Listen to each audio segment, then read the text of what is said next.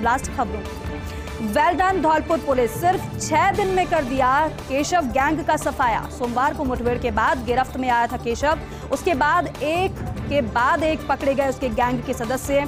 आज केशव के एक और भाई 25,000 के इनामी शीश राम को पुलिस ने दबोच लिया है और ये बड़ी कामयाबी है पुलिस के लिए। केशव समेत उसके 4 भाई और एक सहयोगी बंटी भी पुलिस की गिरफ्त में है।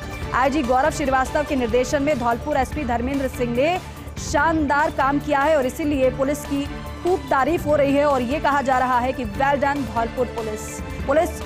सिर्फ 6 दिन में केशव गैंग का सफाया कर दिया गया है पुलिस की तरफ से। सोमवार को मुठभेड़ के बाद केशव गिरफ्त में आया था पुलिस की, उसके बाद एक पकड़े गए उसके गैंग के सदस्य।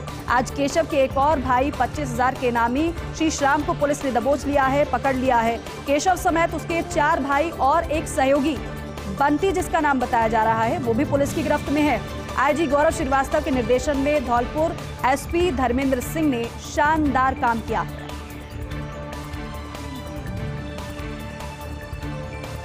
और अब दिल्ली से आ रही एक चौंकाने वाली खबर क्या है वो आपको बताते हैं। राजस्थान सरकार के साथ अडानी ग्रुप का एमओयू रद्द करने के लिए दबाव है। संभवतः कांग्रेस आलाकमान की ओर से इशारा आ रहा है। पिछले दिनों गहलोत सरकार ने किया था 60,000 करोड़ का एमओयू। राजस्थान में सोलर प्रोजेक्ट के लिए एमओयू खुद गौतम अडानी ने गहलोत की मौजूदगी में भाषण दिया था।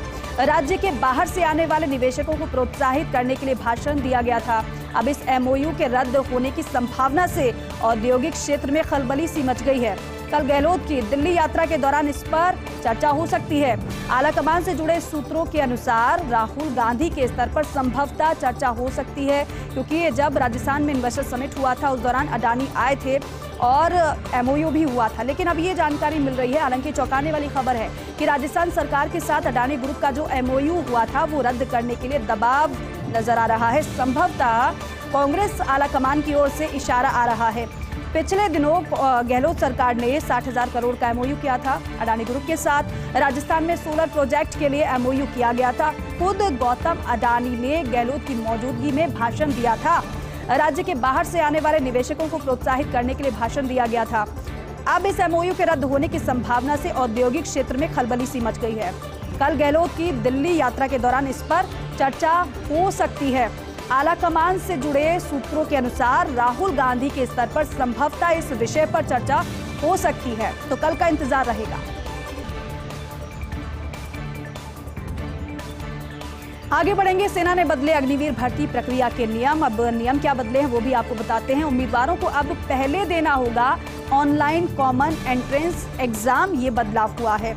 इसके बाद फिजिकल फिटनेस और मेडिकल टेस्ट होंगे।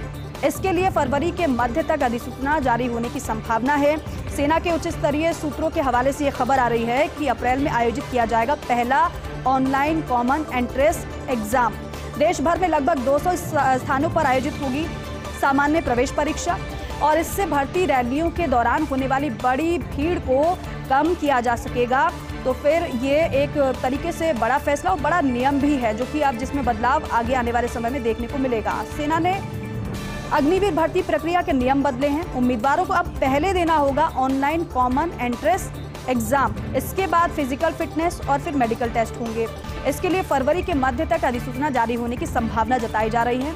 सेना के उच्च स्तरीय सूत्रों के हवाले से ये खबर मिल रही है कि अप्रैल में आयोजित किया जाएगा पहला ऑनलाइन कॉमन एंट्रेंस एग्जाम और देश भर में लगभग 200 स्थानों पर आयोजित होगी सामान्य प्रवेश परीक्षा। इसके लिए इससे भर्ती रैलियों के दौरान होने वाली बड़ी भीड़ को कम किया जा सकेगा और इसलिए नियम में थोड़ा बदलाव किया गया है, प्रक्रिया में थोड़ा बदलाव हुआ है। और देखिए, पाकिस्तान में विकिपीडिया ब्लॉक, ये खबर मिल रही है। 48 घंटे की डेडलाइन के बाद शाहबाज सरकार ने कदम उठाया है। सरकार ने विकिपीडिया से कहा था इस निंदा से जुड़ा कंटेंट हटाने को, लेकिन विकिपीडिया ने कर दिया पाकिस्तान की मांग को अनसुना, जिसके बाद पूरे देश में बैन की गई इस वेबसाइट की सेवाएं। मामले में पाकिस्तान की हाई कोर्ट ने भी निर्देश दिए थे। टेलीकॉम रेगुलेटरी को विकिपीडिया पर कार्रवाई के निर्देश दिए थे। विकिपीडिया को अपना पक्ष रखने के लिए जारी किया गया था नोटिस। तो पाकिस्तान में विकिपीडिया ब्लॉक की गई है और आपको ये भी बताया कि पाकिस्तान विकिपीडिया जो ब्लॉक हुई है 48 घंटे की डेडलाइन के बाद शाहबाज सरकार ने कदम उठाया। सरकार ने विकिपीडिया से कहा था ईश निंदा से जुड़ा कंटेंट हटाने को, लेकिन विकिपीडिया ने पाकिस्तान की मांग को अनसुना कर दिया, जिसके बाद पूरे देश में बैन की गई इस वेबसाइट की सेवाएं। मामले में पाकिस्तान की हाई कोर्ट ने भी निर्देश दिए थे। टेलीकॉम रेगुलेटरी को विकिपीडिया पर कार्रवाई के निर्देश दिए गए। विकिपीडिया को अपना पक्ष रखने के लिए नोटिस भी जारी किया गया था। आगे बढ़ेंगे। छत्तीसगढ़ के पूर्व सीएस विवेक ढांज को नई जिम्मेदारी मिली है। विवेक ढांज बने हैं छत्तीसगढ़ राज्य नवाचार आयोग के चेयरमैन। छत्तीसगढ़ कैडर के 1981 बैच के सेवानिवृत्त IAS अफसर हैं। ढांज सामान्य प्रशासन विभाग ने जारी किया नियुक्ति के आदेश है। सरकार को सुझाव देने के लिए किया गया था आयोग का गठन। राज्य सरकार द्वारा किए जाने वाले प्रशासनिक नवाचारों और जन कल्याणकारी योजनाओं के प्रभावी क्रियान्वयन के सुझाव लिए हैं। छत्तीसगढ़ के पूर्व सीएस विवेक ढांज को नई जिम्मेदारी मिली है।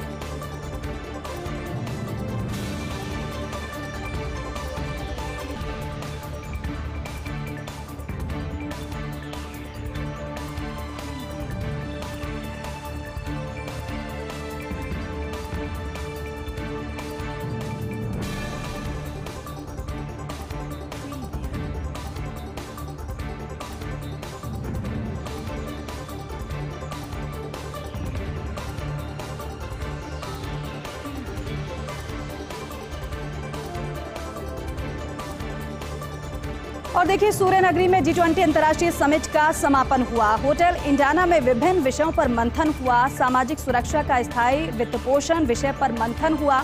एम्प्लॉयज प्रोविडेंट फंड ऑर्गेनाइजेशन, श्रम एवं रोजगार मंत्रालय भारत की ओर से दिया गया प्रस्तुतिकरण। ILO एवं OECD, विश्व बैंक, ISSA द्वारा दिया गया प्रस्तुतिकरण। इसमें सामाजिक सुरक्षा के सतत वित्त पोषण पर G20 देशों द्वारा इंटरवेंशन व खुली चर्चा का आयोजन किया गया।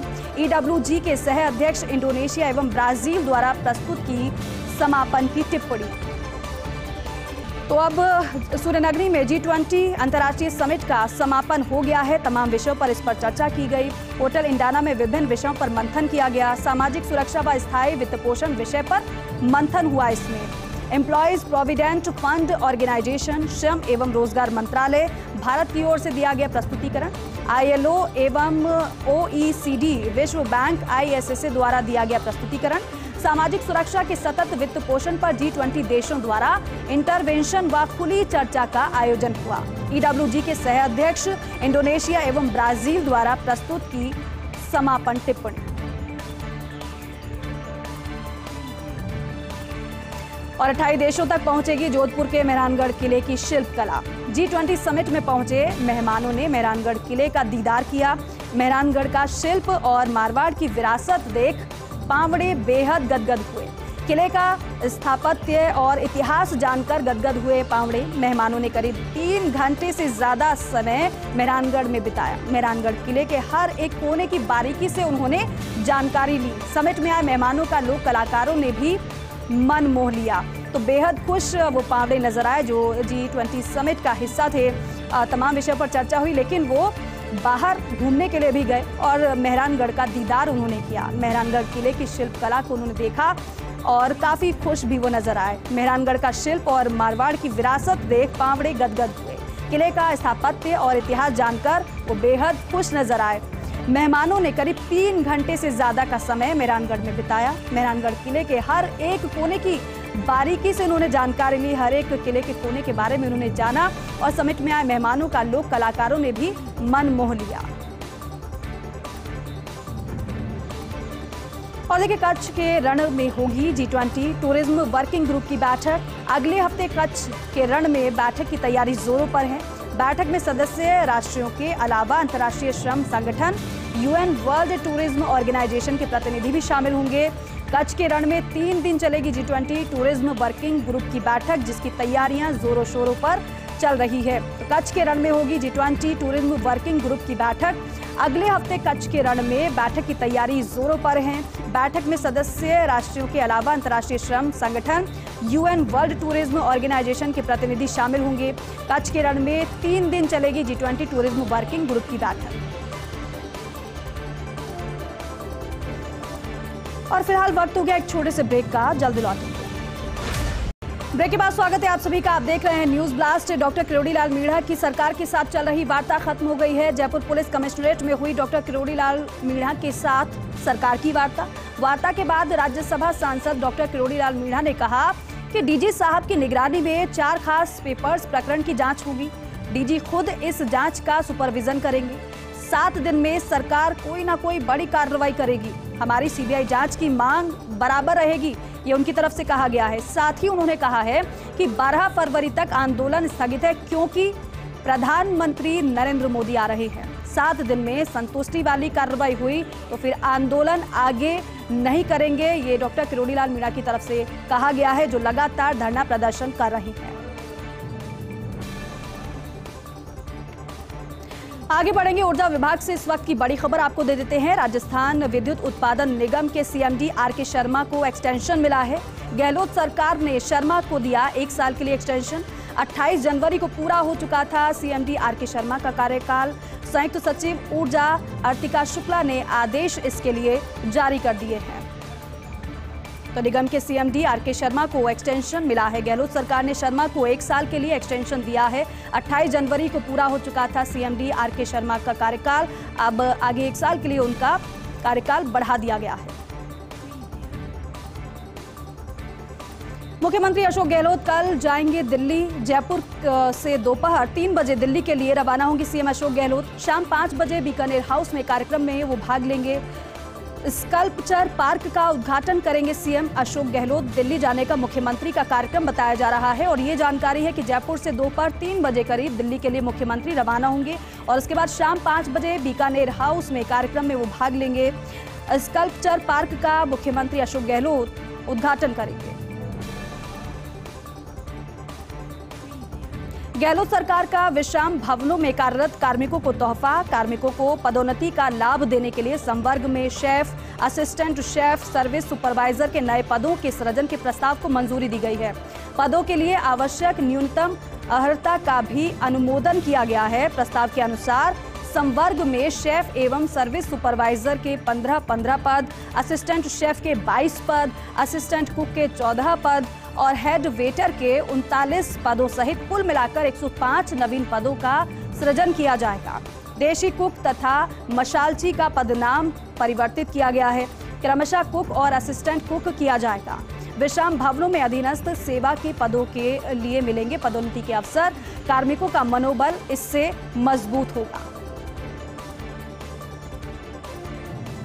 राजस्थान हाईकोर्ट सीजे पंकज मित्तल होंगे सुप्रीम कोर्ट जस्टिस। आज हाईकोर्ट की जयपुर पीठ में चीफ जस्टिस का फेयरवेल रेफरेंस हुआ। चीफ जस्टिस पंकज मित्तल ने फेयरवेल रेफरेंस में संबोधन भी दिया और कहा कि मेरे पास राजस्थान की पवित्र भूमि की गौरव गाथा गाने को शब्द नहीं है।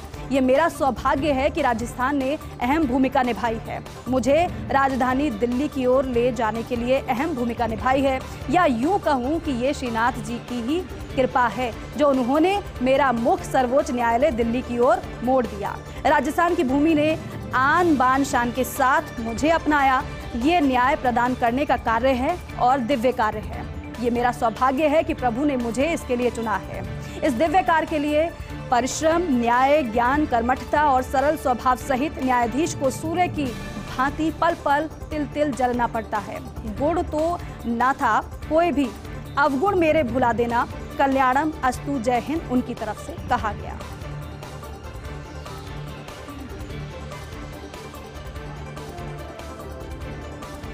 आगे बढ़ेंगे। राज्यपाल कलराज मिश्र आज रहे उदयपुर बांसवाड़ा दौरे पर। बांसवाड़ा में गोविंद गुरु जनजातीय विश्वविद्यालय के दीक्षांत समारोह में उन्होंने शिरकत की। मंत्री अर्जुन सिंह बामड़िया कार्यक्रम में मौजूद रहे।